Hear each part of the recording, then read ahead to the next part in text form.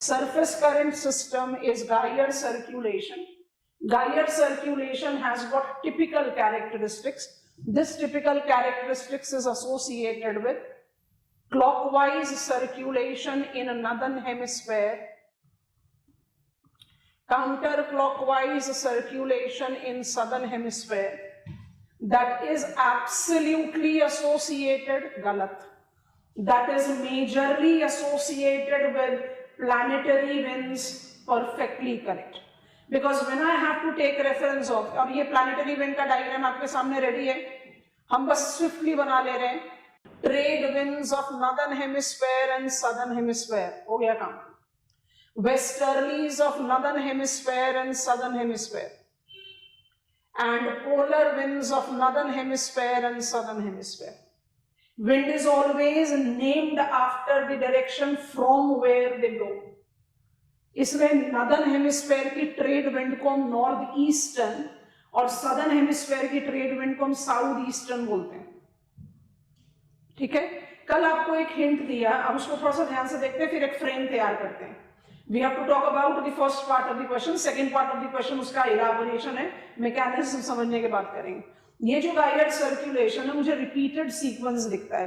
कहां कहां दिखता है? Gyre circulation has five gyre circulation prevails on the map of the world. और ये गाइयर सर्कुलेशन कहां पर है? इन ओपन ओशियानिक latitudinal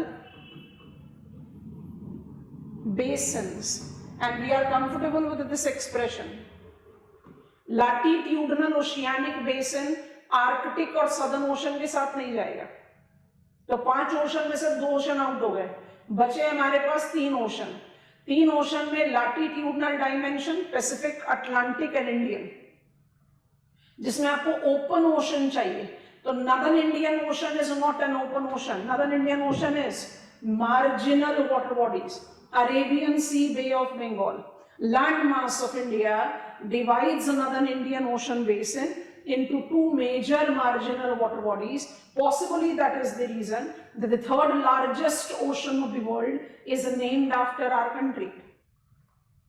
तो मेरे पास 5 गाइयर सर्कुलेशन. ये गाइयर सर्कुलेशन रिपीटेड है, माने हर सिस्टम पर, चाहे नॉर्थ पैसिफिक है, चाहे नॉर्थ अटलांटिक है, south Pacific, south Atlantic, south Indian ocean है, I have got the similarity of the movement which is there in our crude diagram. So there are certain consistent determiners of it. ये consistent determiner NCERT का definition, we can absolutely use that definition. ये मेरा गाइयर circulation का generalized version है, and this is the pattern of my planetary winds. This is ready with you. We are just proceeding further. NCERT says consistent movement of surface oceanic water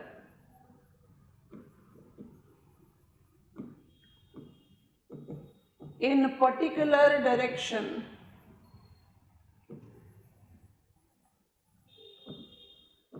throughout the year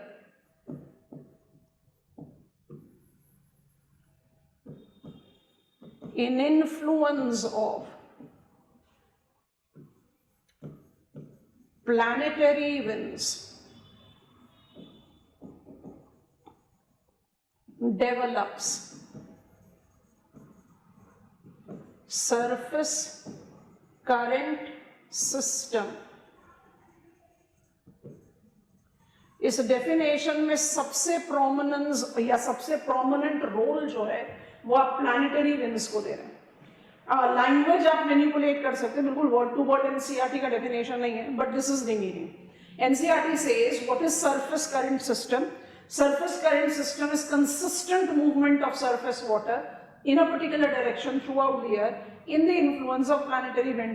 अब सबसे पहला point तो यही है कि planetary wind का इतना important role क्या है, कैसे है, उसको जज करने के लिए हमें अपने गाइयर सर्कुलेशन के कॉन्स्टिट्यूएंट को तोड़ना पड़ेगा. अब पहले क्वेश्चन को देखते हैं, फिर वापस बोर्ड पर आते हैं. की expressions of the question should never be missed out. और आप जब भी PYQs को सॉल्व करने की कोशिश करेंगे, which will be continuously doing in our syllabus coverage, उसके जो की टर्म्स हैं उसको हम बार बार डिसाइफर करने की कोशिश करेंगे. Because always remember, syllabus will tell you what you have to prepare and PYQs will tell you what is the extent you have to prepare it. So you have to take both your syllabus and PYQ as your two support system for the preparation. It is not just for optional, it is also for general studies. Everything, essay paper, general studies, subke, everything you have to actually go on this. So you have to be very cautious. What is relationship between ocean current and global surface wind system? Relation पूछ रहा है. Primary determiner है, relation पूछ रहा है. Relation को आपने justify करना है. What are the determiners of Geiger circulation? I gave you hint in earlier discussions also. I want to write it here. We know that it is spin of the earth. We know that it is Coriolis force that are also having significant influence in development of Geiger circulation. And when the question is asking me relationship between current and wind system, you cannot develop the current system without taking these two into consideration. Of course, planetary wind is here in a focal point. तो relationship को develop करने के लिए you have to link these together. और ये linking कैसे करेंगे ये आप समझने की कोशिश करें. Because the question is not saying how planetary winds develop surface current, it says relationship. Neither it is saying how the surface oceanic currents generate. If the question would have been how the surface oceanic currents generates, so I have got the scope of adding all of them. I hope you are getting it. यहाँ relationship बोल रहा है, तो क्या सिर्फ planetary wind पर ही focus करें? आंसर इनकम्प्लीट हो जाएगा. तो कैसे वीव अप करेंगे? Let us try to weave that up. I am framing the answer. I have given you the introductory reference, Geiger circulation, current, surface current system, which is closed current system. Thus is called Geiger. Introduction हो गया. Closed current system, thus is called Geiger. Circulation का nature लिखना है, लिख सकते हैं, नहीं तो second part of the question में हमें कंपेयर करना है, हम उसको अवॉइड कर रहे हैं. अब रिलेशनशिप को डिमार्केट करना है.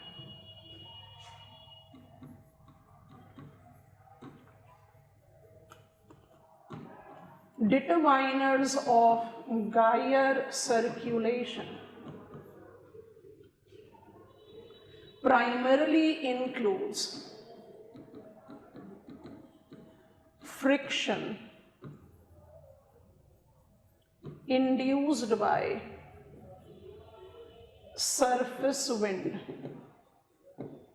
which is enhanced, manipulated, enhanced भी है, manipulated भी है, which is enhanced or manipulated by spin of the earth.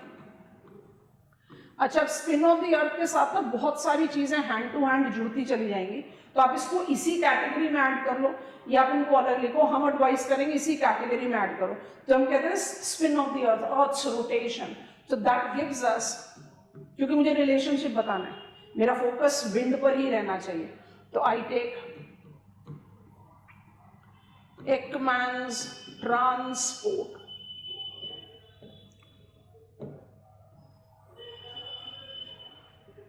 बहुत इंपॉर्टेंट एक्सप्रेशन है, एकमैन्स ट्रांसपोर्ट.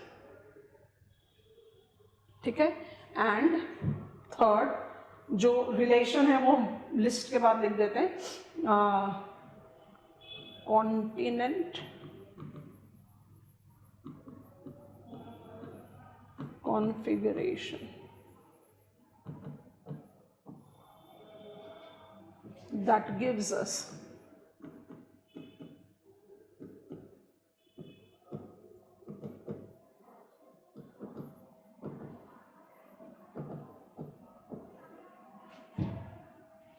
कुछ नए टर्म्स आ रहे हैं हमारे रेडार पर, हमें इन टर्म्स को डिकोड करना है. गाइड सर्कुलेशन अपने आप से तैयार होगा.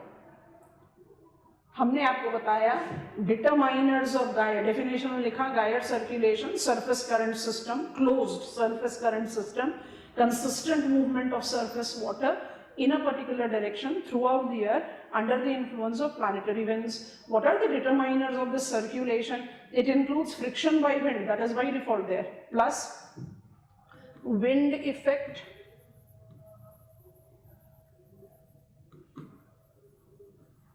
manipulated, enhanced by other determiners. इसलिए हमने सारी लिस्ट को ऐड ऑन कर लिया.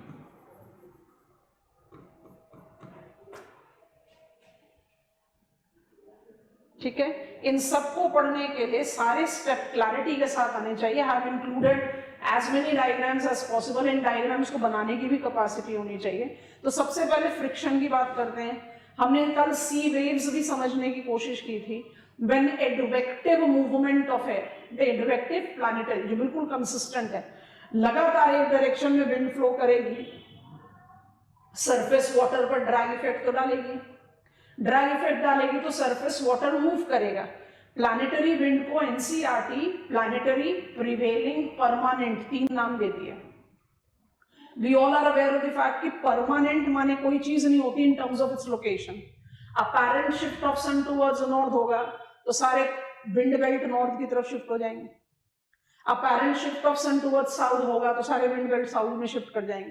तो यहाँ परमानेंट का क्या मतलब है, प्रिवेलिंग का क्या मतलब है? सारे साल भर प्रिवेल करती है इसलिए परमानेंट है. बस यही है कि इनका लोकेशन वेरी कर सकता है.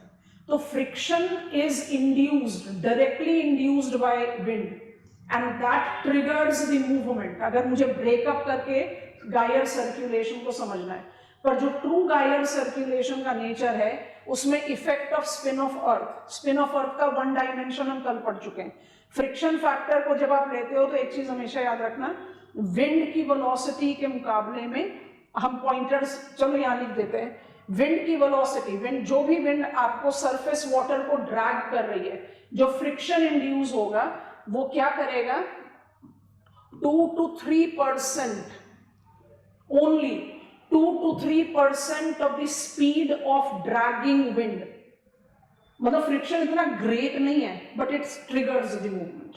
सो friction is the initiator, mother force for gyre circulation. Friction किसकी वजह से है? Planetary wind, prevailing wind, permanent wind. This drag effect tends to generate water movement and water movement will be not more than 2 to 3% of speed of dragging wind. पूरा statement लिख देते हैं, of speed of dragging wind. पहला काम हो गया, हटा देते हैं. अगर हम विंड रिलेशन में बताएं और आंसर को यहीं रोक दें तो गायर सर्कुलेशन बनेगा ही कैसे? तो हमारा आता है second pointer, spin, Ekman's transport that has to do with Coriolis force. वो स्पिन के साथ ही रिलेटेड है, बगल में डाल दिए. नेक्स्ट स्लाइड पर जा रहे हैं. फैक्टर नंबर 2 बता रहे हैं आपको. Spin will lead to westward movement of water. जल्दी से गो अहेड दे दो. अर्थ स्पिन कर रही है वेस्ट टू ईस्ट तो पानी ईस्ट टू वेस्ट ही तो जाएगा, और पानी ईस्ट टू वेस्ट जाता है बिल्कुल एब्सोल्यूट. कहां पर?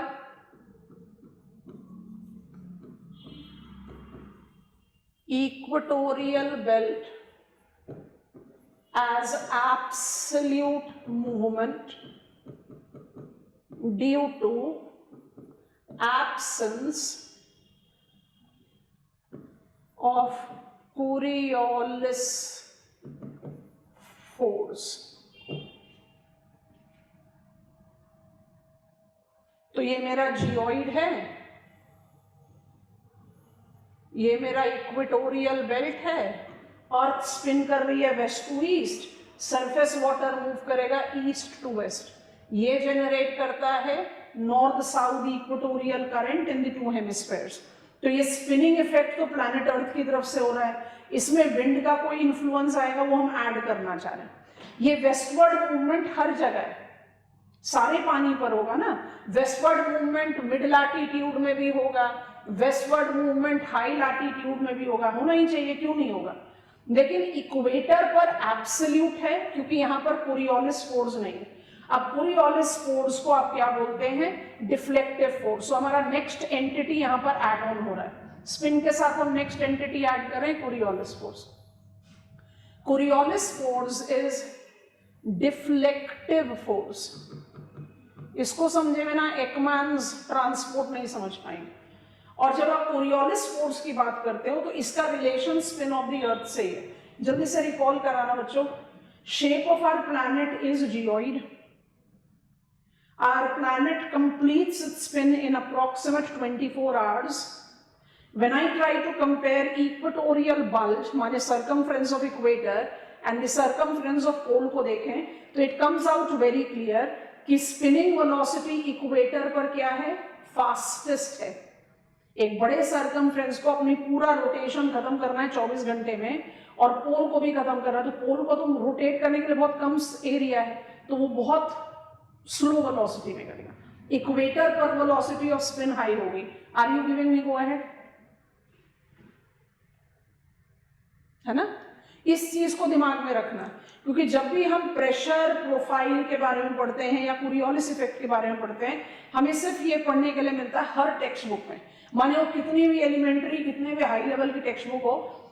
Rising air at equator creates low pressure and at subtropical high subsiding air tends to create high pressure.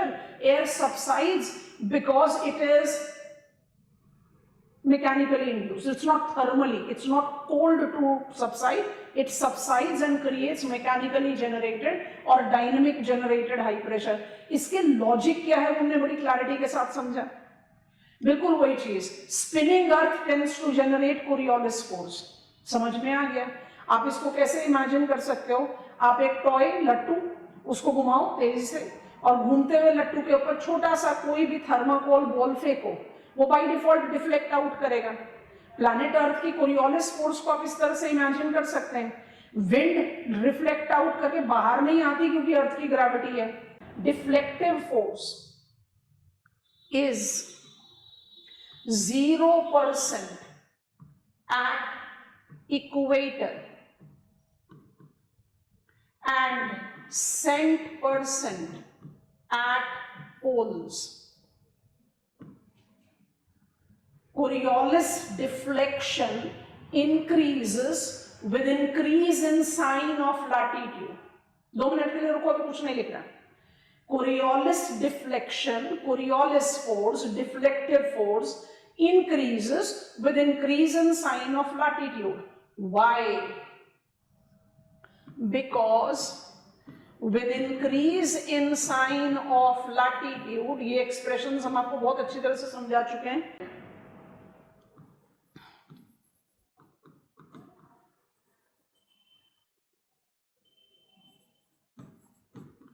Spinning velocity decreases। अब इसको कैसे इमेजिन करना है, सबसे पहले उसको इमेजिन करो। ये मेरा जियोइड दोबारा से बना, ये मेरा इक्वेटर दोबारा से बन गया। इक्वेटर पर स्पिनिंग वेलोसिटी मैक्सिमम है, पोल्स पर मिनिमम है। अगर आप किसी मूविंग एंटिटी को, विंड को, अभी हम विंड को ही समझना चाह रहे हैं करंट से, फिर हम करंट पर भी अप्लाई कर देंगे। आप किसी मूविंग एंटिटी को लैटिट्यूडनली मूव करो, लैटिट्यूडनली माने नॉर्थ साउथ मूव करेगा, राइट। तभी हमने कहा ना ट्राइसेल्यूलर सर्कुलेशन को मेरीडियोनल बोलते हैं, अटलांटिक मेरीडियोनल ओवरटर्निंग सर्कुलेशन बोलते हैं। उसका अलाइनमेंट क्या है, नॉर्थ साउथ। अगर आपको ट्रांस साइबेरियन रेल रूट सुना है नाम, ट्रांस साइबेरियन रेल रूट को पढ़ना पड़े तो ट्रांस साइबेरियन रेल रूट का एक्सटेंशन क्या है, ईस्ट वेस्ट है ना, ईस्ट वेस्ट है। तो आप उसको किस तरह से जज आउट करोगे, it has got longitudinal extension. और वही Cape Cairo rail route, Cape कहाँ गया? South Africa. कायरो कहाँ गया? Egypt. Cape Cairo rail route है वो लैटिट्यूडनल है, तो उसका अलाइनमेंट कैसा जा रहा है? North south. ये कैसा जा रहा है? East to west. So that dimension has to be taken care of. अब थोड़ा ध्यान से सुनेंगे, अगर स्पिनिंग वेलोसिटी डिक्रीज हो रही है तो कोई भी मूविंग एंटिटी, डॉटेड एरो बना रहे हैं, कोई भी मूविंग एंटिटी अगर इस लैटिट्यूड पर ऐसे ही मूव कर रही है, सेंटर पर दे रहे हैं इसको, if it is moving, any moving entity, if is moving latitudinal, given latitude, वो इंटर लैटिट्यूड में ट्रैवल नहीं कर रही है, तो कोई कोरियोलिस इफेक्ट नहीं आएगा। कोरियोलिस इफेक्ट का लॉजिक क्या है? कोरियोलिस इफेक्ट का लॉजिक सिर्फ ये है कि आपका जो, आई विल रिमूव दिस, आपका जो इंटेंडेड पाथ है, पहले सिंपल डायग्राम बना रहे हैं फिर उसको कॉम्प्लिकेट कर देंगे। मान लीजिए कि आपका इंटेंडेड पाथ ये है, you want to go like this,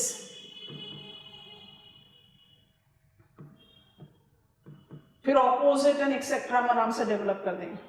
आप उस वेलोसिटी, वो वेलोसिटी जो इक्वेटोरियल रीजन पर है, आप उस वेलोसिटी के हिसाब से हायर लैटिट्यूड की तरफ जा रहे हो, आप अपनी कंसिस्टेंट वेलोसिटी में जा रहे हो। Spinning velocity of planet earth is on decrease. क्या होगा? ये आपका इंटेंडेड पाथ है, आप अपने पाथ के राइट में डिफ्लेक्ट कर जाओगे, ये आपका एक्चुअल पाथ होगा। Have you visualised it? What is Coriolis deflection? It is a change in the direction of wind, oceanic current, अभी इवेंचुअली ओशियानिक करंट को ऐड करते हैं। It is the change in the direction of wind from its intended path. How? Simple. देखो, आपको जाना सीधा है, आपको जाना सीधा है, लेकिन प्लैनेट अर्थ जो है उसकी स्पिनिंग वेलोसिटी धीरे धीरे होती जा रही है, कम होती जा रही है जैसे जैसे आप हायर लैटिट्यूड पर जा रहे हो। तो जाना तो आपको सीधा है, बट आपका एक्चुअल पाथ क्या हो जाएगा? हायर लैटिट्यूड में you'll deflect to your right. Have you viewed it? Southern hemisphere में क्या होगा? उल्टा। Intended path, you will get deflected to your left। और अप्लाई करो, जो हमने आपको लट्टू का एग्जांपल दिया है ना, वो एक जनरल विजुअलाइजेशन बिगिनिंग के लिए सही है, लेकिन वो प्रैक्टिकल नहीं है। आपको स्पिनिंग वेलोसिटी का डिफरेंस अप्लाई करना पड़ेगा। अब हम क्या कर रहे हैं? केसेस क्रिएट कर रहे हैं। नॉर्दर्न हेमिस्फीयर, दो केस बना ले रहे, कोई भी लैटिट्यूड, प्रेशर कुछ नहीं, हाइपोथेटिकल एरोज बना रहे। ये मेरा इक्वेटर है, नॉर्दर्न हेमिस्फीयर, सदर्न हेमिस्फीयर, दोनों को अप्लाई किया। अब नोटिस करते जाना, अगर आपका इंटेंडेड पाथ ये है जो मैं यहां बनाया, अगर आपका इंटेंडेड पाथ ये है जो हमने यहां बनाया, here you will get deflected to this northern hemisphere right, southern hemisphere left। अब जरा सा दूसरा केस बनाकर देखो। If you are having your intended path,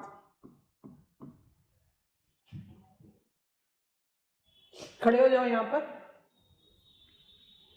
you have to get deflect to your right, तो आपका एक्चुअल पाथ ये होगा। Are you understanding class? वही अप्लाई करो इधर, इधर तो हमने बता दिया आपको, it will deflect to its left. अब आप इसको इधर अप्लाई करो, intended path, you have to deflect to your left.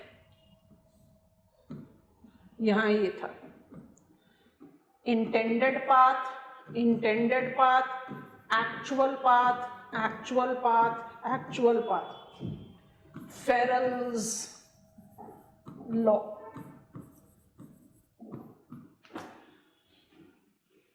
Any latitudinally moving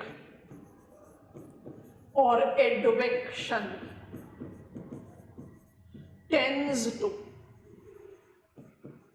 deflect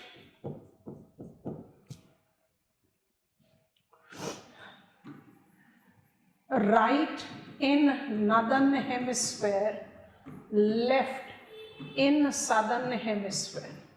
In southern hemisphere from the intended path, तो आप विंड की डायरेक्शन को ही तो इन्फ्लुएंस कर रहे हो, है ना। तो कोई भी मूविंग एंटिटी, ज्यादा उसको कॉम्प्लिकेट नहीं करते अभी, कोई भी मूविंग एंटिटी, अभी हमारी मूविंग एंटिटी है विंड, कोई भी मूविंग एंटिटी कोरियोलिस फोर्स के साथ एडजस्ट करके ही तो मूव कर रही है। तो मान लीजिए कि हमारी ट्रेड विंड को हम पिकअप कर रहे हैं, trade wind is moving from north east to south west. North eastern trade जब मूव करे या नदर्न हेमिस्फेयर की वेस्टर्लीज मूव करे, स्लाइड पर आ जाते हैं, व्यू करना आसान रहेगा, नदर्न हेमिस्फेयर की ट्रेड विंड है north eastern, I am sorry, westerlies है साउथ वेस्टर्न, क्योंकि हम विंड का नाम उसके डायरेक्शन जहां से वो ब्लो करती है वहां से देते हैं। सदर्न हेमिस्फेयर के ट्रेड विंड का नाम है साउथ ईस्टर्न, सदर्न हेमिस्फेयर के वेस्टर्लीज का नाम है नॉर्थ वेस्टर्न। ठीक हो गया। अच्छा, आप सोच कर देखो, ये wind north east south west क्यों है? क्योंकि ये कोरियोलिस एडजस्टमेंट के साथ ब्लो कर रही है। ठीक है, यहीं पर एक डायग्राम बना रहे, थोड़ा सा श्रिंक करके, जल्दी से गो अहेड, थम्स अप कर देना, समझ में आता है।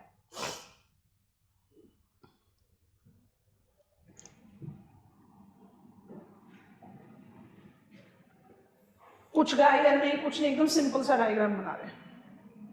Northern hemisphere, southern hemisphere, be cautious of what I am doing.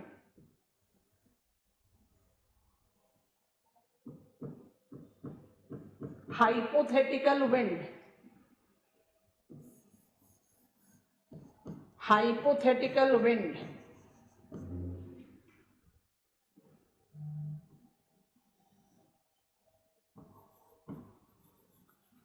ocean current,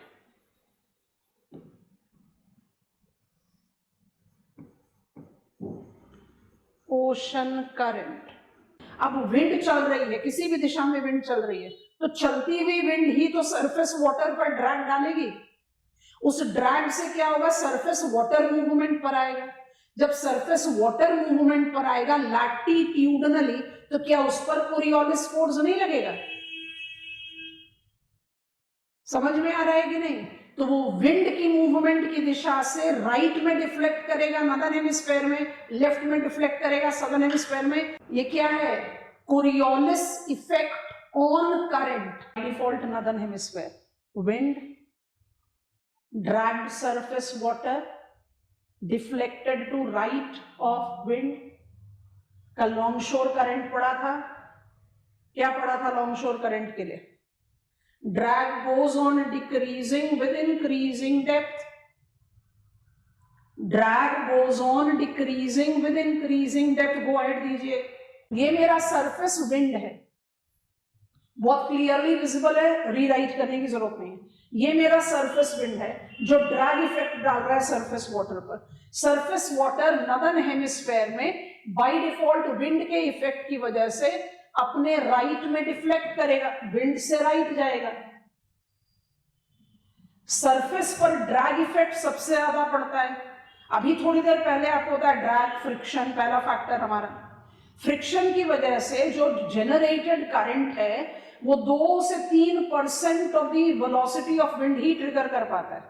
तो बाय डिफॉल्ट ये ड्रैग इफेक्ट जो है इंक्रीजिंग डेप्थ के साथ घटता जाएगा ना, तो जितनी ड्रैग इफेक्ट घटेगा, मूवमेंट की वेलोसिटी घटेगी, उतना कोरियोलिस डिफ्लेक्शन भी तो घटता जाएगा। देखो अभी जरा इन एरोस को, सरफेस वाटर का डिफ्लेक्शन यहां था, जैसे जैसे आप डीप होते चले गए डिफ्लेक्शन में कमी दिखने जा रही है। Are you getting it? Why it is so? Because drag effect is on decrease.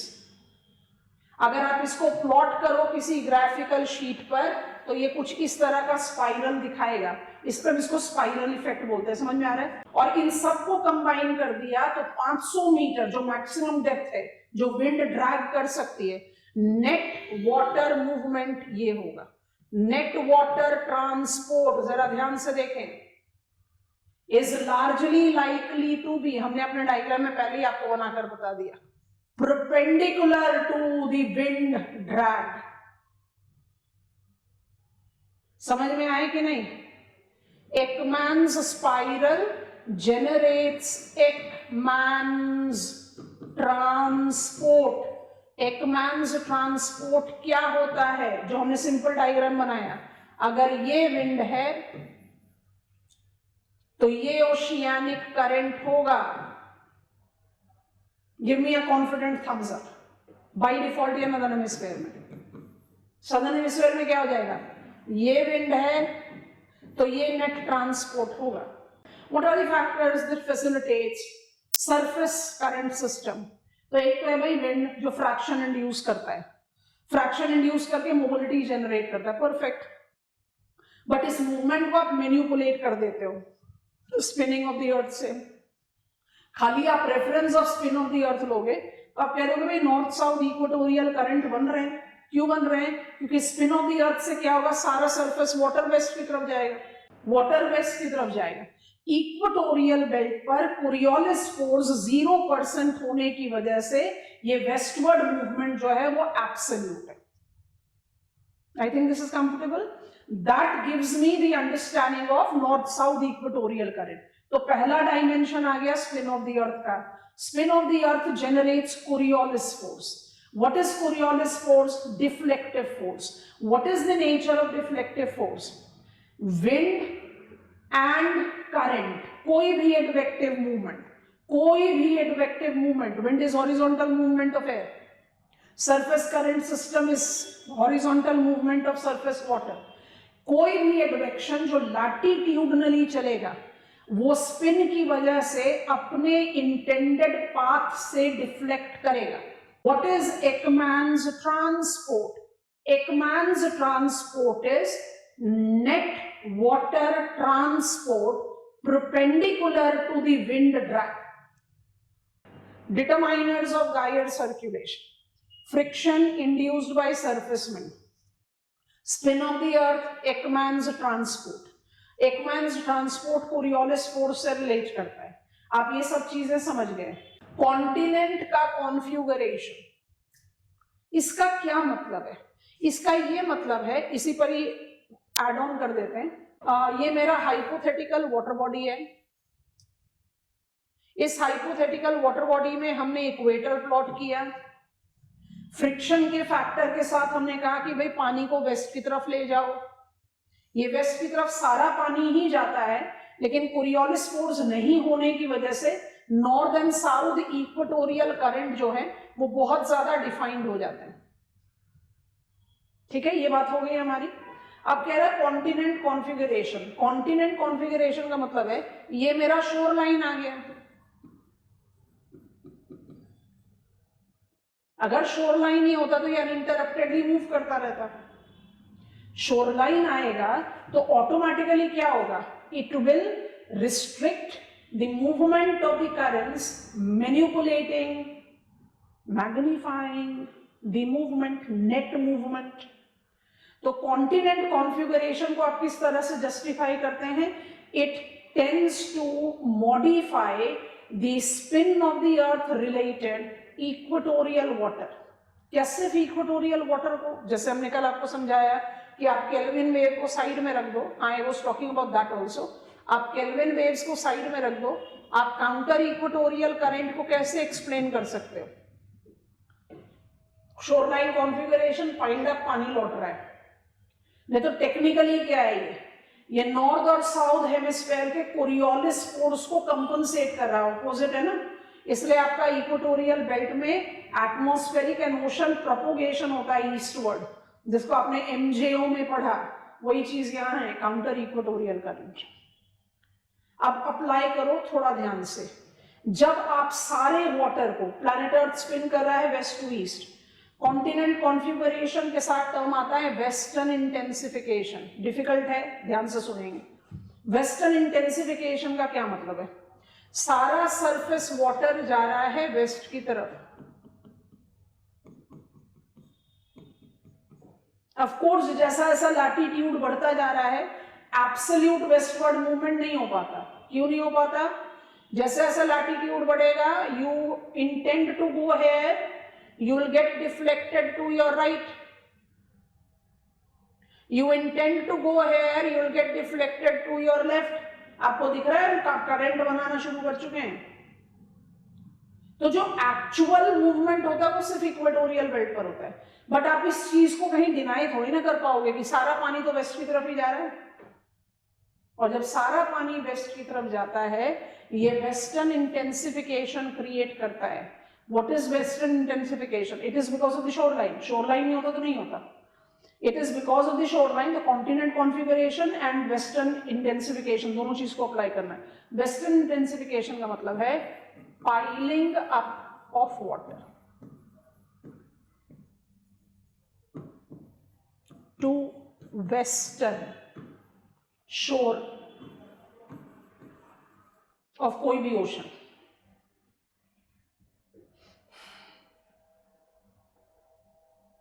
ये थोड़ा सा और इंटेंसिफाई, ऑफ कोर्स इसका इंटेंसिफिकेशन आप ट्रेड विंड्स और वेस्टर्लीज दोनों के साथ ले सकते हो। अब हमने इस वाले डायग्राम को देखो, इधर शिफ्ट करते हैं इसको।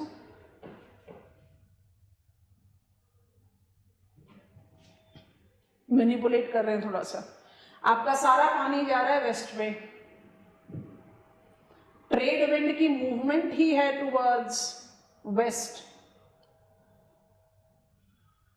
तो ट्रेड विंड इसको एम्प्लीफाई करने में काम कर सकता है ना।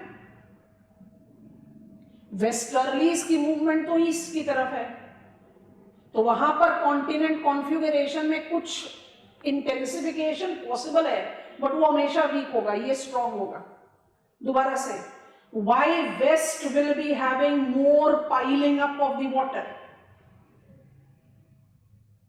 Because of spin of the earth, because of the coastal configuration, because of trade wind. आप बोलोगे ट्रेड विंड अगर जा रही है वेस्ट में, तो वेस्टर्लीज भी तो जा रही है ईस्ट में, तो ईस्टर्न एम्प्लीफिकेशन या ईस्टर्न इंटेंसिफिकेशन क्यों नहीं होता? Have you understood the answer? होता है, पाइलिंग अप वहां पर भी होता है, लेकिन वेस्ट के मुकाबले में नहीं। सदर्न हेमिस्फीयर में भी अप्लाई कर लो, वेस्ट के मुकाबले में नहीं। अब डिफिकल्ट चीज बता रहे हैं, जरा ध्यान से देखना। Here you go.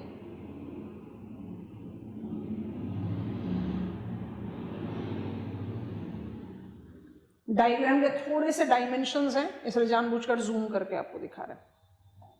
Coastal configuration, centre of गायर,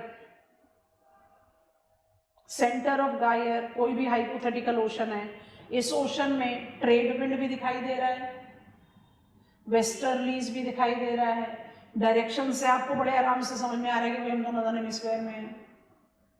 Western intensification tends to generate much stronger water piling up compared to east. इसलिए जो वेस्ट बाउंड्री करंट है वो ज्यादा नैरो, ज्यादा डीप और ज्यादा फास्ट मूविंग होती है। जो वेस्ट बाउंड्री करंट है, आपको डायग्राम में भी दिखाई दे रहा है, वो ज्यादा डिफ्यूज्ड, ब्रॉडर है। अब इसके साथ आप स्कूल लेवल का टेक्स्ट ऐड कर सकते हो, बट उससे पहले What is western intensification? Pen drop करो, ध्यान से सुनो। What is western intensification? Western intensification enhanced by trade wind, क्योंकि मुझे जिस PYQ का आंसर लिखना है वहां मुझे winds को by default add on करना है। Enhanced by trade wind actually denotes spin of the earth, water container given the jerk on one direction, water by default will revert back. तो जब स्पिन ऑफ द अर्थ को apply कर रहे हैं तो water by default will tend to pile up in west, और उस piling up को एनहांस कौन सी विंड कर पा रही है? ट्रेड विंड, क्योंकि ट्रेड विंड ईस्ट से वेस्ट की तरफ फ्लो करती है। वेस्टर्लीज नहीं कर पाती, गलत। पर वेस्टर्लीज का जो पाइलिंग अप है ईस्टर्न शोर पर, वो स्पिन ऑफ द अर्थ से तो फैसिलिटेटेड नहीं है, पानी तो सारा वेस्ट में पाइल अप हो रहा है। तो जो वेस्ट बाउंड्री करंट है उसके पास आपने ज्यादा water, I am using a relative term, आपने उसके पास ज्यादा वाटर माउंट जेनरेट किया। जरा इस वाले फिगर को देखो, इसी का ही पार्ट है, दिख रहा है? रेज्ड वाटर सरफेस, कहां पर? वेस्ट में। ये बड़ा ही टेक्निकल टर्म है, geostrophic flow. Jet stream is a geostrophic flow. यहां जियोस्ट्रोफिक करंट है। आपने जो ये रेज्ड सी सरफेस बनाया, इसमें आप Coriolis, gravity and net movement, ये जो नेट मूवमेंट है वेस्ट का, जियोस्ट्रोफिक टर्म को भी अवॉइड करेंगे, वो क्या होगा? Narrow, strong, deep, fast. इसी को हम कहते हैं western intensification.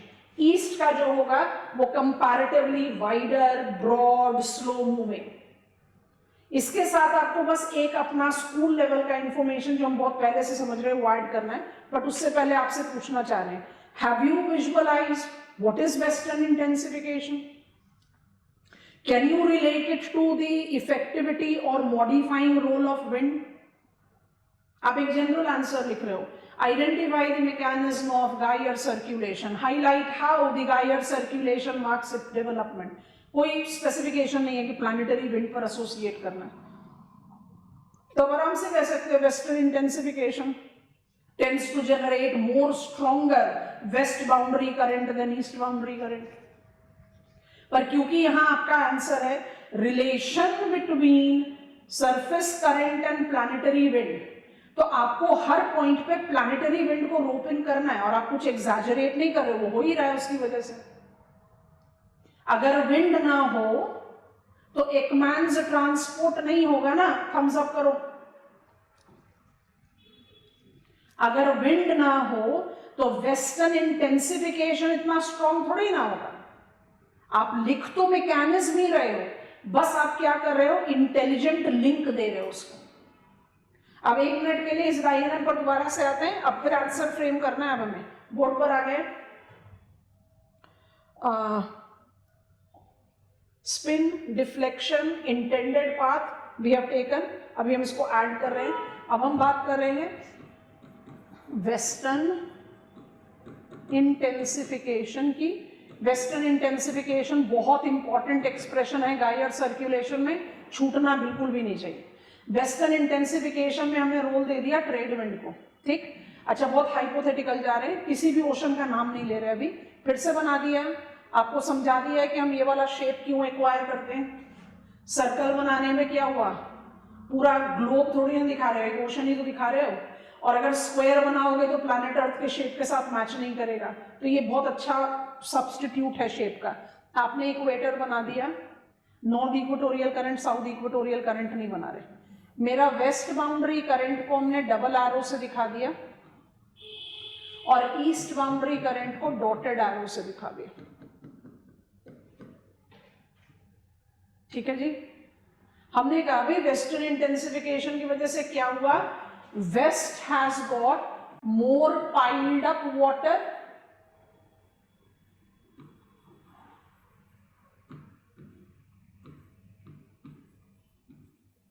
which tends to generate narrow,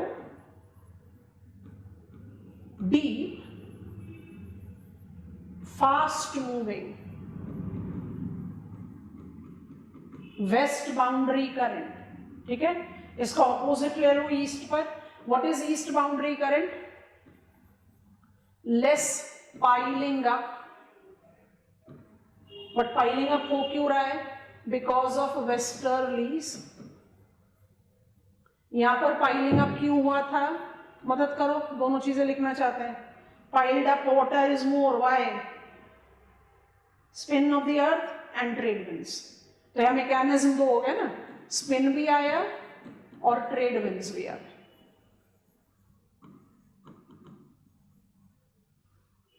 paragraph वाले आंसर से इस तरीके के आंसर आपको ज्यादा अच्छे मार्क्स दे जाएंगे, जब अपने हर राइटर को पॉइंट्स में देकर एग्जामिनर को डायग्राम के साथ समझा दे रहे। आपको भी तो समझने में आसानी हो रही है, आपको एग्जामिनर को भी बिल्कुल उसी तरह से समझाना है। वेस्ट में less piling, sorry east boundary पर लेस पाइलिंग अप है। लेस पाइलिंग अप जो है वो वेस्टर्लीज की वजह से समझ में आ गया। ये क्या जनरेट करता है? Broader, shallower. बस हम क्या कर रहे हैं, अब एंटोनिम्स ले ले रहे हैं वेस्ट बाउंड्री से। Slow moving. अब ये तो टेक्निकलिटी ऐड कर लिया भाई, क्योंकि हम तो यूपीएससी के लिए तैयारी कर रहे हैं। अब आप इसमें बस स्कूल के बच्चों वाला कंटेंट ऐड कर दो, ठीक है।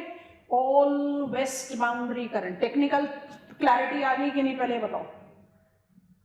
टेक्निकल क्लैरिटी आ गई, 3 फैक्टर्स आपको बताए, अभी विंड का रूल खत्म नहीं हुआ है। How the surface current system generates, because of the spin of the earth, because of friction, पहले फ्रिक्शन होना चाहिए, because of friction, because of spin of the earth, spin of the अर्थ के साथ कोरियोलिस फोर्स भी आ गया, Coriolis force के साथ एकमैन्स transport भी आ गया, and that has given us additional coastal configuration that gives me western intensification. ये सब समझ में आ गया, अब सिर्फ अप्लाई करो, और ये हमने क्लाइमेट के सेशन में ही लर्न कर लिया। वेस्ट बाउंड्री करंट जो है, छोड़ना कुछ भी नहीं है, बस आपको उसको इंपॉर्टेंस थोड़ा सा रिदमिक वे में देना है। वेस्ट बाउंड्री करंट हमेशा वार्म होती है। क्यों होती है? क्योंकि लो लैटिट्यूड के पानी को हाई लैटिट्यूड पर लेकर जा रही है, लो लैटिट्यूड के पानी को हाई लैटिट्यूड पर लेकर जा रही है। आप खुद से सोच लो, अगर आप वार्म हैं, 2 मिनट रुक जाओ, और ये क्या होगी? Cold. East boundary current is always cold, ठीक है जी। अब मुझे बता दो जल्दी से, अगर वेस्ट बाउंड्री करंट वार्म है, छोड़ दो वेस्टर्न इंटेंसिफिकेशन, स्कूल लेवल पर आ गए, एनसीईआरटी पर आ गए, वेस्ट बाउंड्री करंट वार्म है, तो वार्म करंट तो definitely lighter density, fast moving, narrow होगी। Give me thumbs up. और ईस्ट बाउंड्री कोल्ड है, तो कोल्ड हमेशा डेंसर होगी, स्लो मूविंग होगी, तो अपने आप ब्रॉड होगी। बन गए बेसिक कैरेक्टरिस्टिक्स। बट इसको ऐड करा तो आपने डेफिनेटली अपने आंसर को वैल्यू ऐड कर दिया। I think this is comfortable class. अब हम दोबारा से बोल रहे हैं, थोड़ा सा ध्यान से सुनेंगे, सब चीजें हम समझ गए। I am repeating now. When I talk about, and let me just open up the question, 2 minute में खोलते हैं, इसको खोल देते हैं।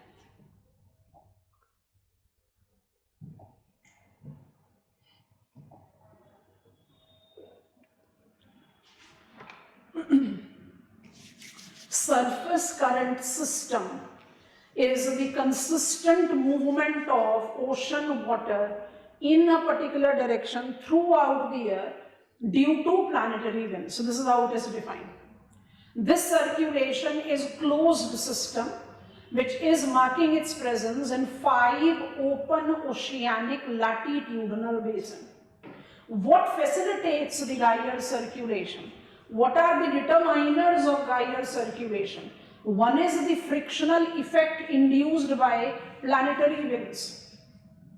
This frictional effect tends to trigger Ekman's transport, which is manipulated by Coriolis force.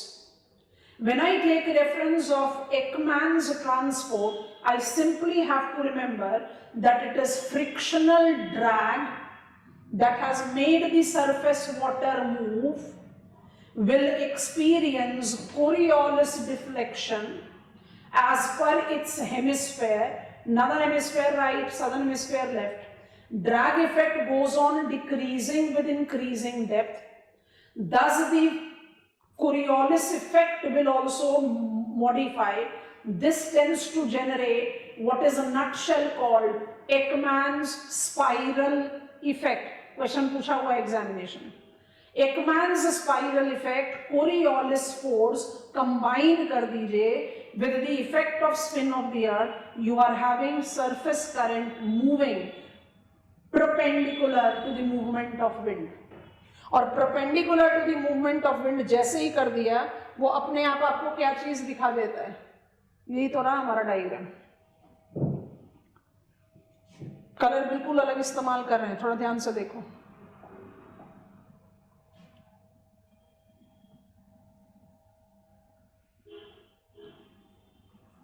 Are you getting it?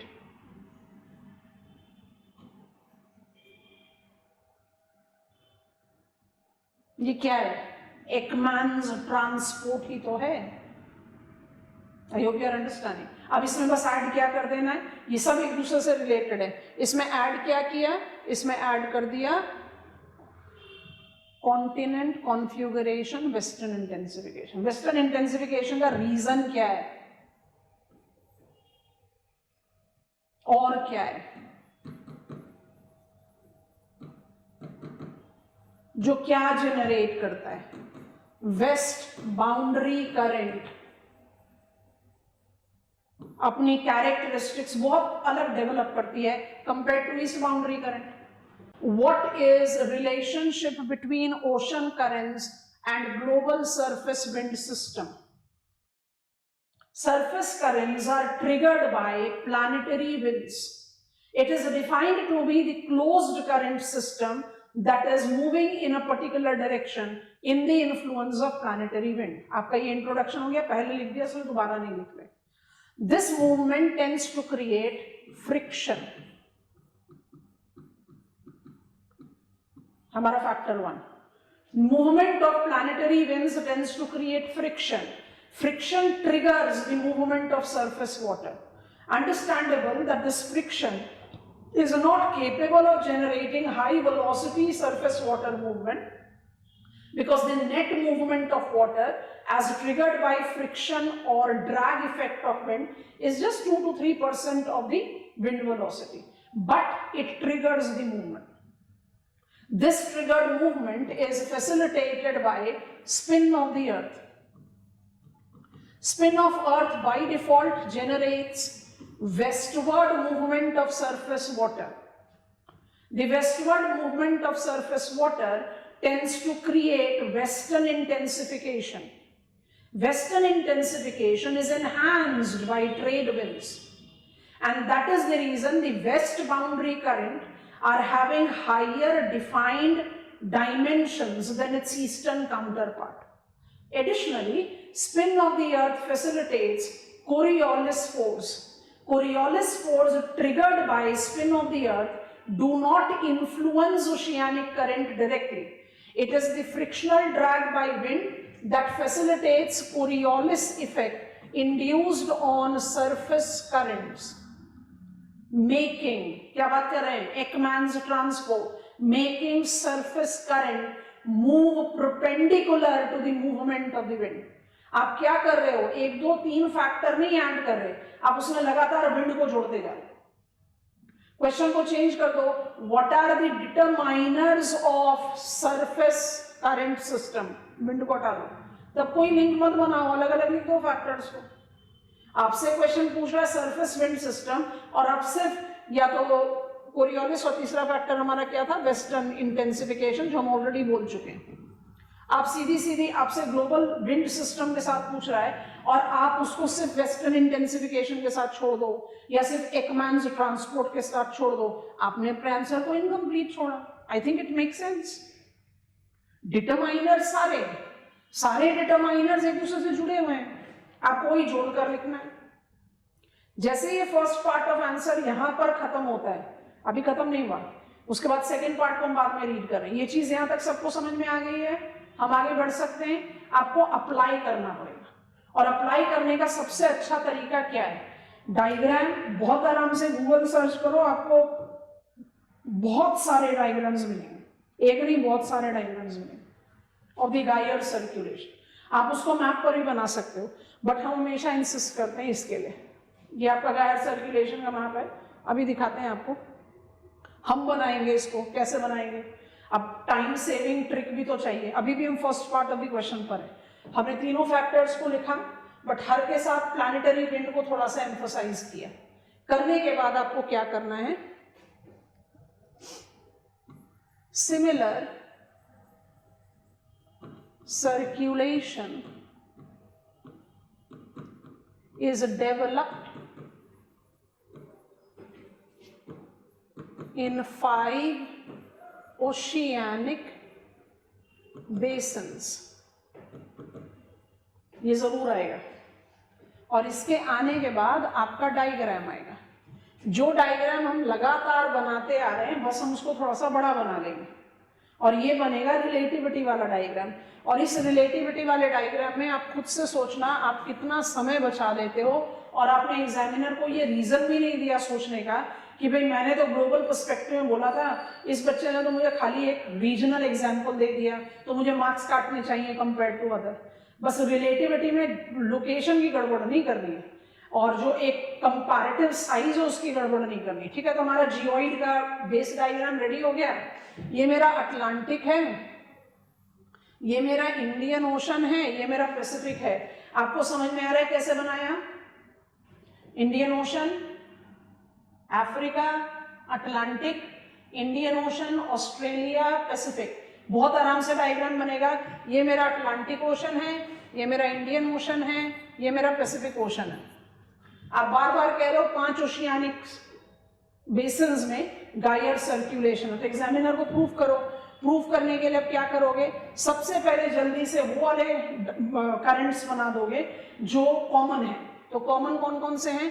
North equatorial current, south equatorial current, north equatorial current, south equatorial current and so in Atlantic ocean.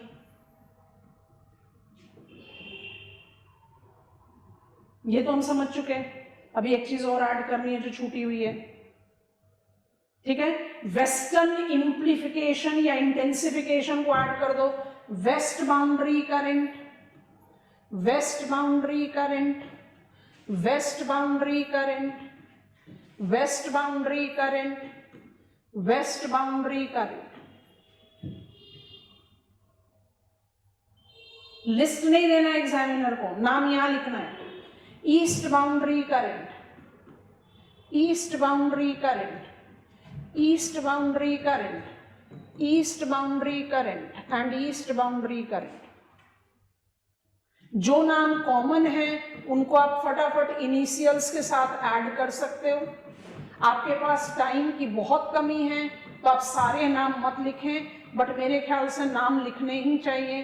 बिना label किया हुआ diagram इतना valuable होता नहीं है।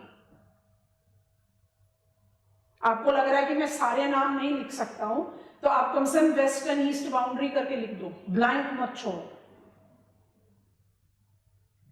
नाम relative है but फिर भी ऐड कर दे रहे हैं जल्दी जल्दी। ये मेरा गल्फ स्ट्रीम है, ये मेरा ब्राजीलियन करंट है, और ये डायग्राम इस क्वेश्चन में जरूर बनना है क्योंकि second part of the question मुझे डिमांड कर रहा है। तो ये मेरा ब्रिज है, उसकी तरफ जाते हैं। ये मेरा कैनरीज करंट है, ये मेरा बेंगुएला करंट है। अगुलहास सदर्न ओशन की तरफ जाता है, इसलिए हम बेंगुएला ज्यादा रहते हैं। कुछ कुछ टेक्स्ट में आपको अगुलहास मिलेगा। ये आपका मोजाम्बिक करंट है जो हमने डाइपोल में पढ़ाई हुआ है। ये आपका याद करो Australia, waste Australian east boundary current, याद आ गया? तो वेस्ट ऑस्ट्रेलियन करंट है, ये ईस्ट ऑस्ट्रेलियन करंट है, ये पेरुवियन करंट है, ये कुरोशिवो करंट है, और ये कैलिफोर्निया करंट है। हमारे गायर सर्कुलेशन में अभी कुछ बचा हुआ है, क्लोज्ड करंट सिस्टम नहीं बना। इस पॉइंट को भी बहुत आराम से ऐड करोगे, हमने मिस कर दिया यहां आने से पहले आपको। कोशिश किया बनाने का, हमने बोल बोल कर बनाया तो भी 2 या 3 मिनट में बना लिया। अगर आप इसको बिना बोले 2 बार प्रैक्टिस करोगे, आप इसको जस्ट फ्यू सेकंड्स में रेडी कर लोगे। नहीं बनाया हमने शोर लाइन, डायग्राम ही तो बना रहे हैं। क्या प्रॉब्लम है इस डायग्राम में? बस इस डायग्राम में क्या ऐड कर देना चाहिए, ये नदर्न इंडियन ओशन बेसिन में गायर सर्कुलेशन नहीं है ना, तो बता देना पड़ेगा ना कि कॉन्टिनेंटल है। शेड कर दो, लैंड है यहां पर।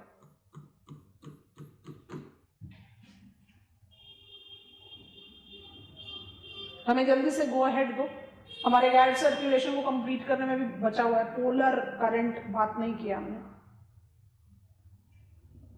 उसको ऐड करेंगे तभी तो गायर सर्कुलेशन कंप्लीट होगा ना। चले 1 मिनट दूसरे स्लाइड पर आते हैं, फिर इस पे ऐड कर देंगे।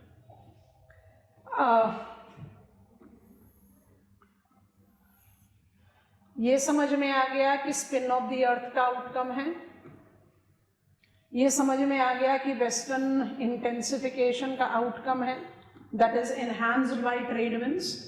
ये समझ में आ गया कि ये वेस्टर्लीज का आउटकम है, जो कि बहुत कंपैरेटिवली वीक है, पर क्लोज्ड करंट सिस्टम बनाने के लिए इक्वेटोरियल करंट हो गया, वेस्ट बाउंड्री करंट हो गया, ईस्ट बाउंड्री करंट हो गया, बट पोलर वाटर तो हुआ नहीं।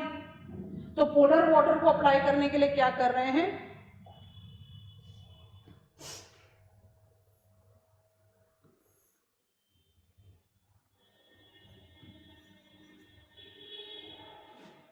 दो मिनट के लिए सोचना, इसको बोलते हैं सर्कम एंटार्कटिक ड्रिफ्ट।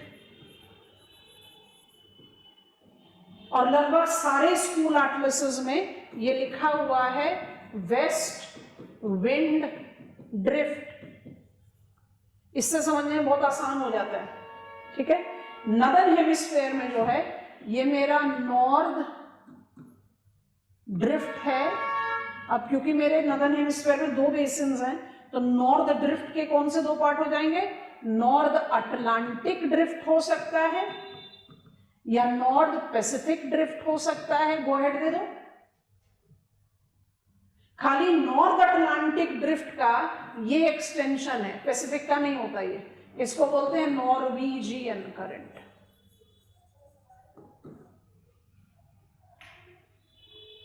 ये यूनिक है, स्टार मार्क दे दिया। तो नॉर्वेजियन को भी थोड़ी देर के दूर रखें भी। नॉर्थ अटलांटिक और Pacific drift, circum Antarctic drift और वेस्ट विंड ड्रिफ्ट। अब इसके पीछे का लॉजिक क्या है, इक्वेटोरियल वाटर वेस्ट मूव कर रहा है क्योंकि स्पिन ऑफ द अर्थ है। पोलर वाटर ईस्ट क्यों जा रहा है,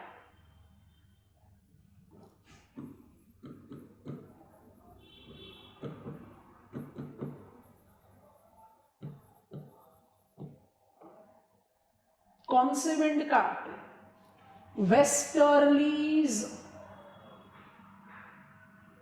आ रही बात समझ में, कौन सा वेस्टर्लीज है समर हेमिस्फेयर में, नॉर्थ वेस्टर्न वेस्टर्लीज, एकमैन्स ट्रांसपोर्ट। समझ में आया कि नहीं। अब ध्यान से सुनो हम क्या बोल रहे हैं, Ekman's transport, Ekman's transport plus coastal configuration.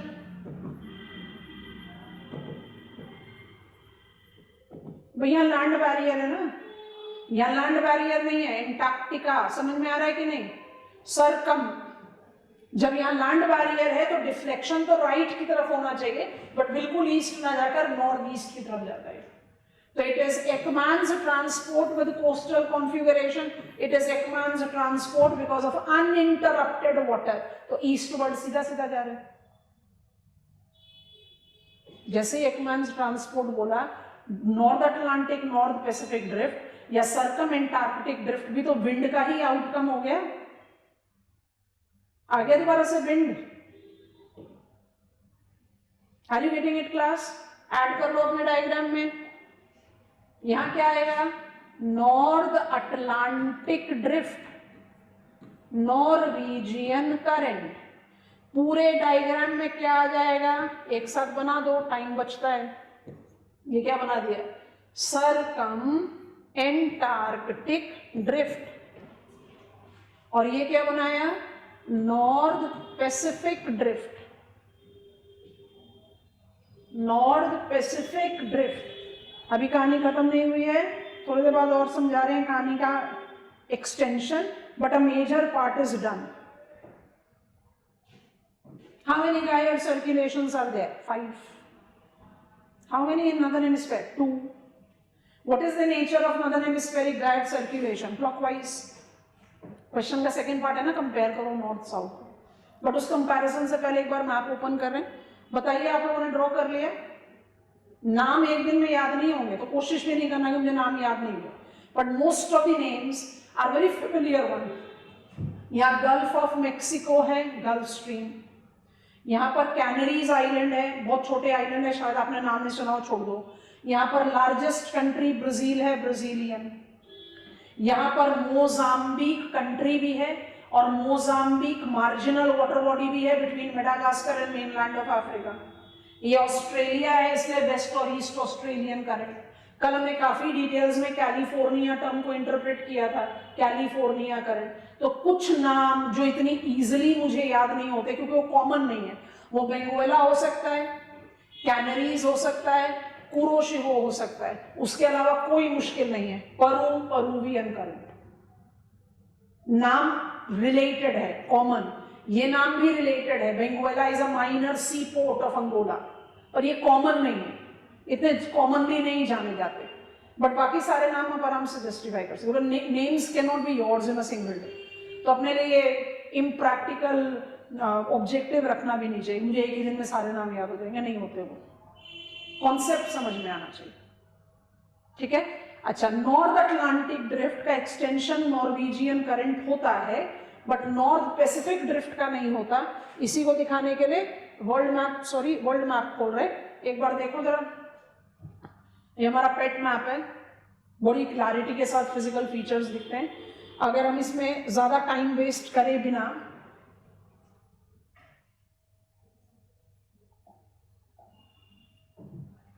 Equator,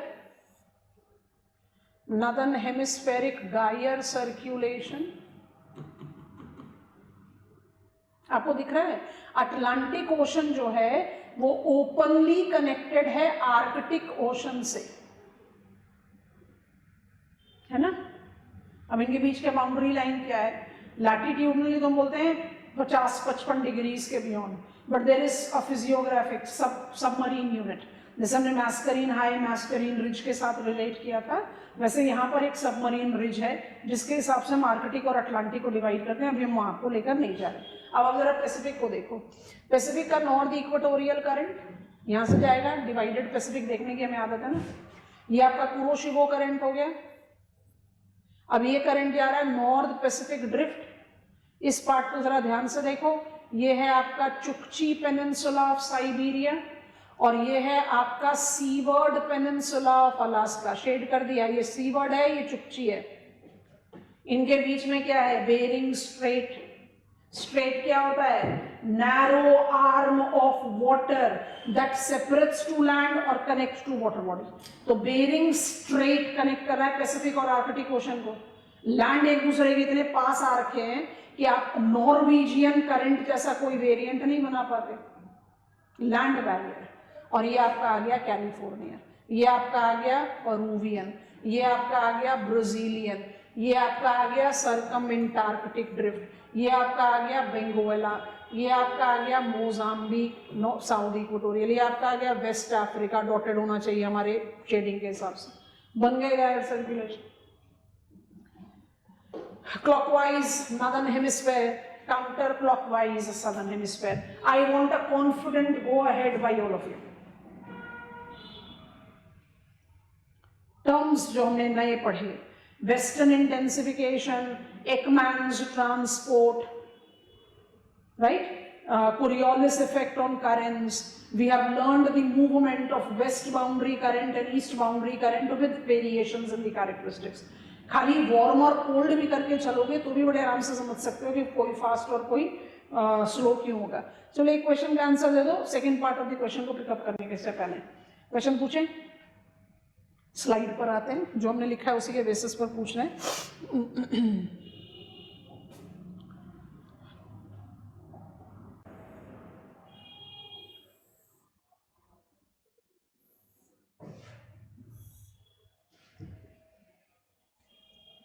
surface water, मैंने 3 डायमेंशनल लिया ताकि हम वेस्ट और ईस्ट बाउंड्री दोनों को कर सकें, हम डेप्थ भी दिखा सकें। तो अभी हम जानबूझकर डेप्थ का कोई डायमेंशन नहीं ले रहे। ये मेरा वेस्ट बाउंड्री करंट है और ये मेरा ईस्ट बाउंड्री करंट है। ये वार्म है, ये कोल्ड है।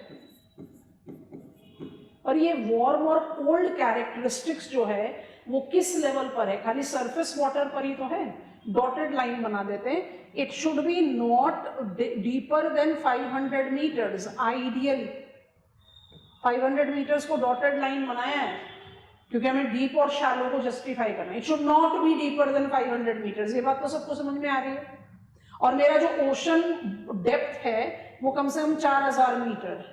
तो I have got significant depth involve. अब आपको बस एक चीज ऐड करना है, जो definitely physical properties of ocean water का बड़ा इलाबोरेट डायमेंशन है, and you should be aware of it, क्योंकि ये चीज आपको बाय डिफॉल्ट हेल्प करेंगी in interpreting the things that are important. अब सोचो, ये वॉर्म है जो कि 500 मीटर डेप्थ तक हो सकता है, ये कोल्ड है जो 500 मीटर डेप्थ तक हो सकता है। ये वार्म और कोल्ड किसकी वजह से है? सरफेस विंड की वजह से, इनकमिंग सोलर रेडिएशन की वजह से, वेरियस फैक्टर्स। ये सारे फैक्टर्स कौन से लेवल ऑफ पानी को इन्फ्लुएंस कर रहे हैं? खाली सरफेस को, डीप वाटर को तो नहीं कर रहे।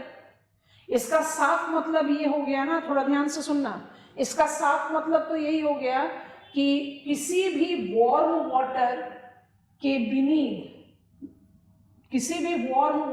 बीनीथ आपको कोल्डर वाटर मिलेगा,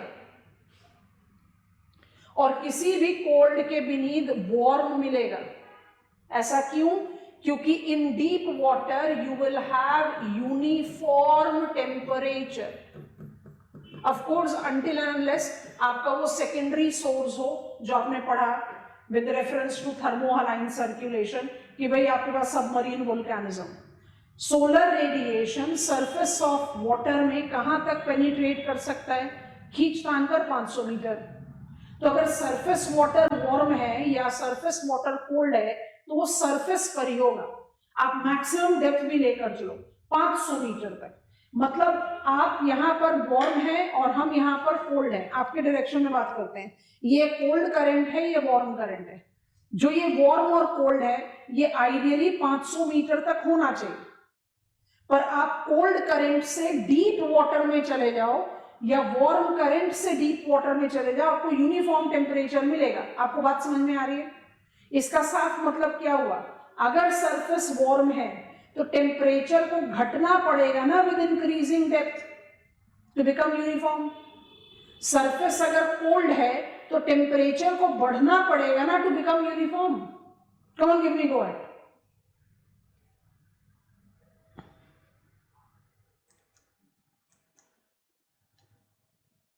गुड नैन्सी।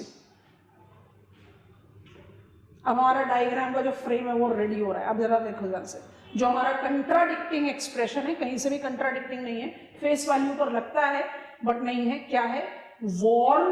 वार्म के सब सरफेस लोकेशन में कोल्ड वाटर है, और कोल्ड वाटर बिना किसी डाउट के डेंस होता है,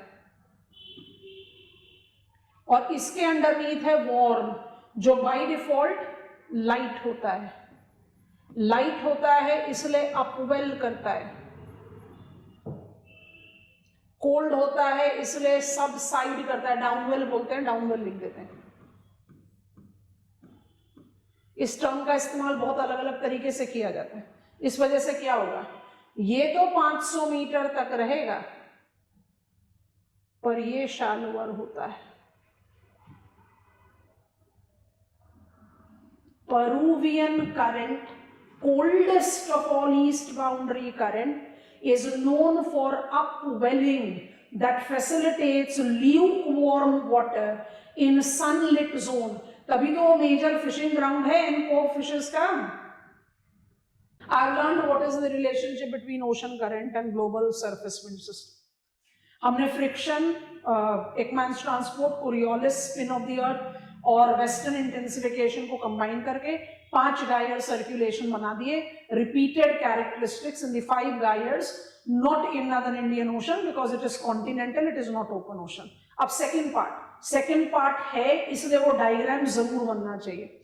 explain with examples how does gyre in northern hemisphere differs from one in southern hemisphere.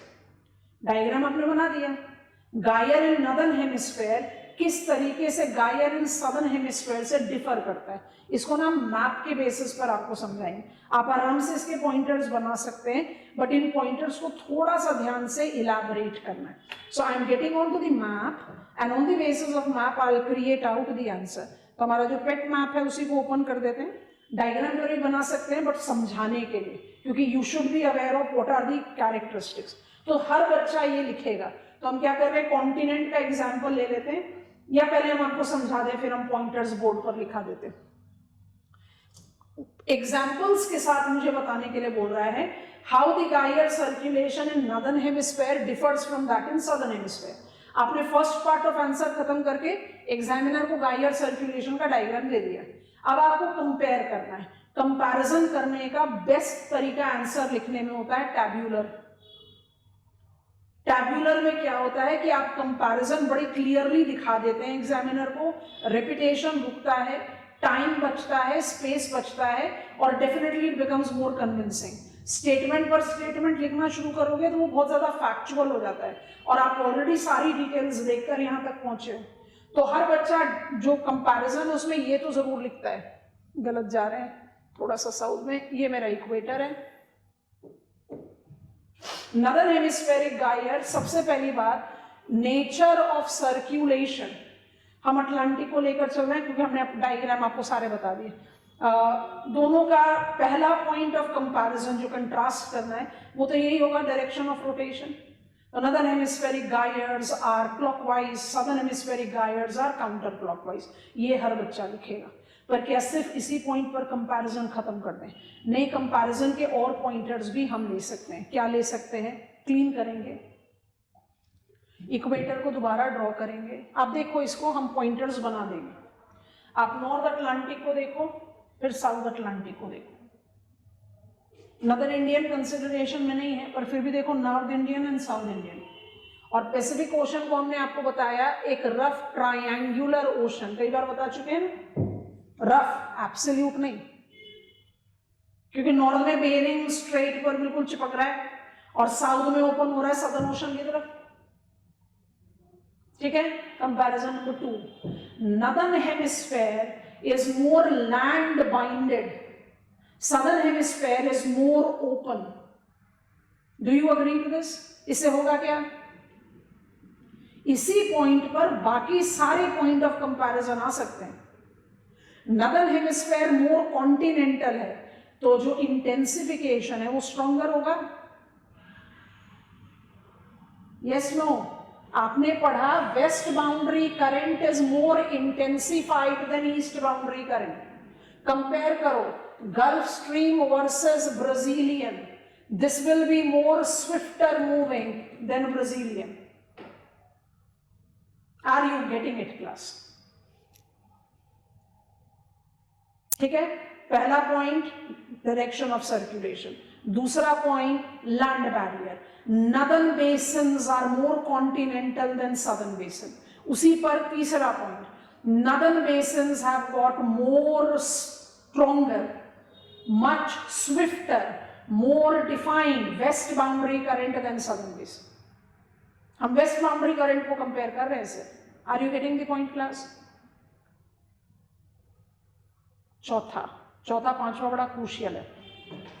हमने जो डायग्राम बनाया गायर सर्कुलेशन का, उसमें एक बड़ा कॉमन, आप जब भी, because this is a very popular topic of geography और जनरल स्टडीज में बच्चे इसको बहुत इंटरेस्ट लेकर पढ़ते हैं, तो आपने नाम जरूर सुना होगा। I want to draw it. Have you heard about Labrador current, Irminger current? सुना है ना? ये ग्रीनलैंड है, ideally east Greenland, west Greenland ऐसे ही बोल सकते हैं, बट वो तो by default kind of name. ये लैब्राडोर है, लैब्राडोर प्लेट्यू बताया था one of the beginning sessions. ये इरमिंगर है, ये फिर भी इतने पॉपुलर नहीं है, ज्यादा पॉपुलर इधर है। ये आ रहा है सी ऑफ ओकोस्ट से, इसको ओकोस्ट करंट बोलते हैं, और ये आ रहा है बेरिंग सी से, इसको ओयाशिवो बोलते हैं। सुना है ना? ये ओकोस्ट करंट है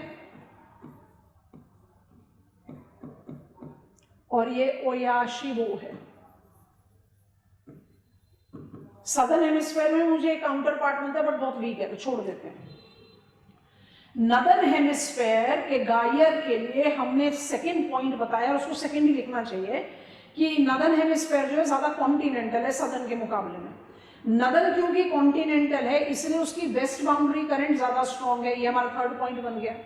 नॉर्दर्न क्योंकि कॉन्टिनेंटल है इसलिए season, with season summers, summers में सोचकर देखना थोड़ा सा, समर्स में हायर लैटिट्यूडनल लैंड के अब्लेजन प्रोसेस से, ablation melting of ice, summers में जब ग्रीनलैंड पर आइस मेल्ट करेगा, साइबेरिया पर आइस मेल्ट करेगा, marginal water body sea off coast में आइस मेल्ट करेगा, क्या करेगा, डिस्चार्ज बढ़ाएगा ना, ये ठंडे कोल्ड करंट है, ये कोल्ड करंट अगर ज्यादा वाटर ग्रेडियंट बना लो, इमेजिन करो जरा ध्यान से, लैब्राडोर और इर्विंगर दोनों ग्रीनलैंड से लोअर लैटिट्यूड की तरफ जा रहे हैं, दोनों में वाटर वॉल्यूम बहुत ज्यादा है, माने डिस्चार्ज बहुत ज्यादा हो रहा है, इस डिस्चार्ज से आइडियली तो ऐसे मूव करके ये गल्फ स्ट्रीम में मर्ज करते हैं and that creates the fishing ground, ये मर्ज करते हैं कुरोशिवो करंट से and creates the fishing ground. Ideally ये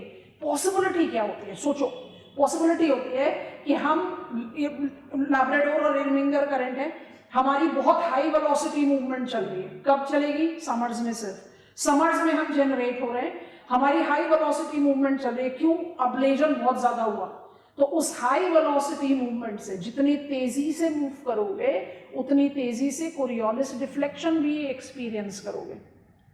और आप क्या कर सकते हो, अपने राइट में मूव करोगे ना, नॉर्दर्न हेमिस्फीयर में, you can create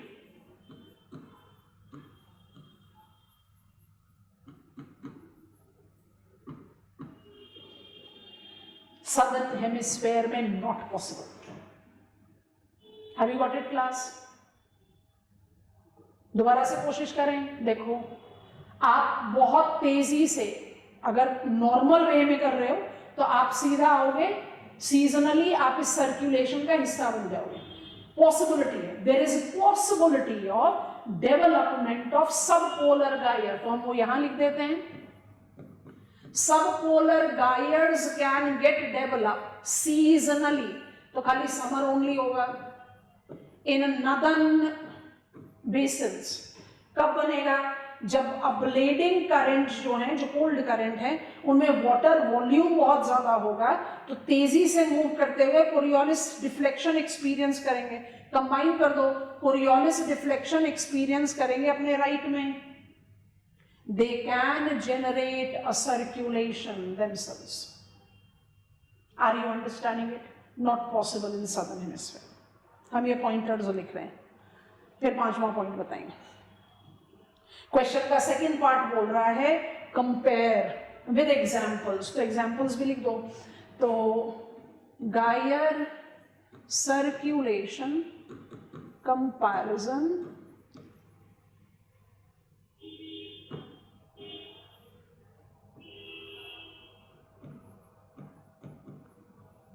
rotation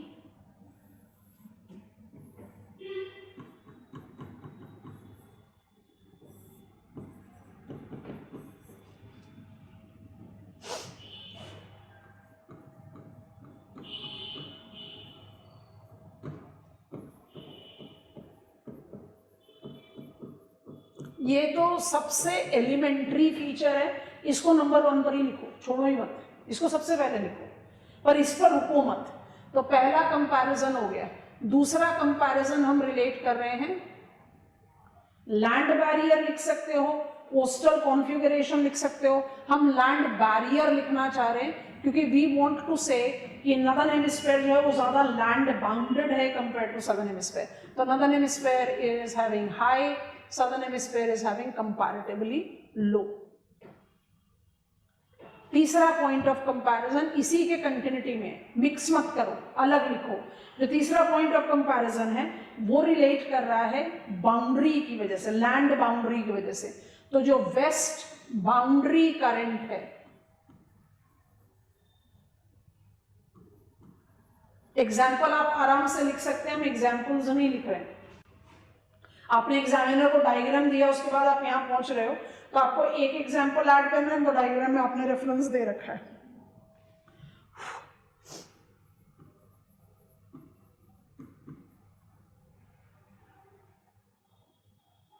more intense, क्योंकि हम क्या बोलते हैं, वेस्टर्न इंटेंसिफिकेशन, तो इसलिए हमने टर्म लिया इंटेंस।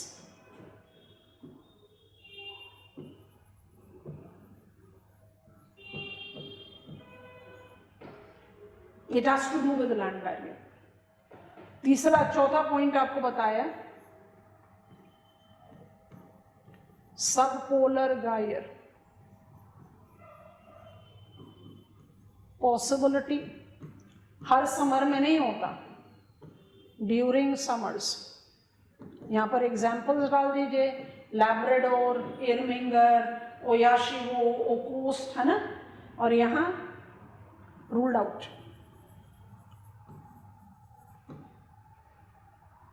अब जो पांचवा पॉइंट है जिसके बारे में हमने बात करी नहीं है, पहले लिख दे रहे हैं, उसके बाद बात करते हैं। काफी इंपॉर्टेंट है।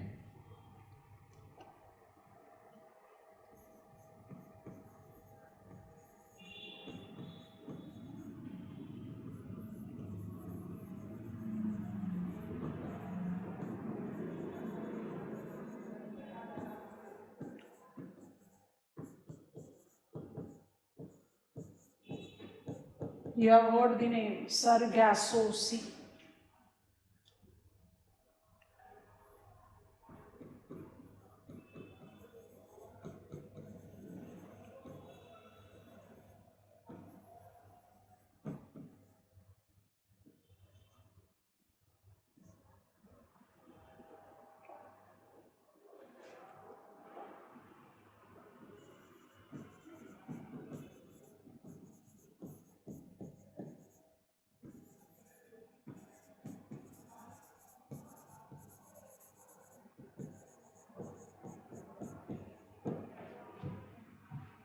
Other water movement, circumantarctic drift को भी आप ले सकते हैं। It's not fully developed.